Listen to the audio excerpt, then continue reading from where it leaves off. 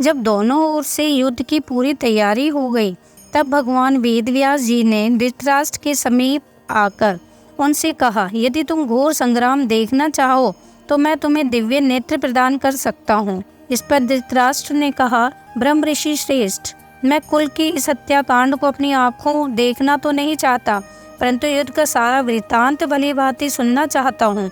तब महर्षि वेदव्यास जी ने संजय को दिव्य दृष्टि प्रदान करके धृतराष्ट्र से कहा, ये संजय तुम्हें युद्ध का सब वृत्तांत सुनाएंगे। युद्ध की समस्त घटनावलियों को ये प्रत्यक्ष देख, सुन और जान सकेंगे।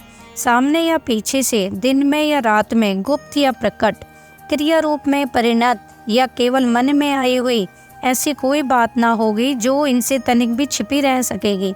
ये सब बातों को ज्यों की त्यों जान लेंगे। इनके शरीर से ना तो कोई शस्त्र छू जाएगा और न इन्हें जरा भी थकावट ही होगी। यह होनी है, अवश्य होगी। इस सर्वनाश को कोई भी रोक नहीं सकेगा। अंत में धर्म की जय होगी। महर्षि वेदव्यास जी के चले जाने के बाद धृतराष्ट्र के पूछने पर संजय उन्हें पृथ्वी के विभिन्न द्वीपों का वृत्तांत सुनाते रहे। उसी में उन्होंने भारतवर्ष का भी वर्णन किया। तदंतर जब कौरव पांडवों का युद्ध आरंभ हो गया और लगातार 10 दिनों तक युद्ध होने पर पितामह भीष्म रणभूमि में रथ से गिरा दिए गए, तब संजय ने धृतराष्ट्र के पास आकर उन्हें अकस्मात भीष्म के मारे जाने का समाचार सुनाया।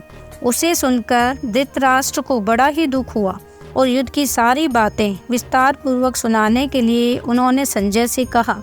तब संजय ने दोनों ओर की सेनाओं की व्यूह रचना आदि का विस्तृत वर्णन किया। इसके बाद धृतराष्ट्र ने विशेष विस्तार के साथ आरंभ से अब तक की पूरी घटनाएं जानने के लिए संजय से प्रश्न किया। यहीं से श्रीमद् भागवत गीता का पहला अध्याय आरंभ होता है। महाभारत भीष्म पर्व में यह 25वां अध्याय है। इसके आरंभ में धृतराष्ट्र संजय से प्रश्न करते हैं। धृतराष्ट्र उवाच, धर्म क्षेत्रे कुरुक्षेत्रे संवेतायुयुत्सवः माम काह पांडवाश्चव किम कुर्वत संजय। अर्थात धृतराष्ट्र बोले, हे संजय, धर्म भूमि कुरुक्षेत्र में एकत्रित युद्ध की इच्छा करने वाले मेरे और पांडु के पुत्रों ने क्या किया। धृतराष्ट्र के पूछने पर संजय कहते हैं, संजय उवाच, दृष्ट्वा तु पांडवानिकं व्यूढ़ं दुर्योधनस्तदा आचार्यमुपसंगम्य राजा वचनं ब्रवीत। संजय बोले, उस समय राजा दुर्योधन ने व्यूह रचना युक्त पांडवों की सेना को देखकर और द्रोणाचार्य के पास जाकर यह वचन कहा।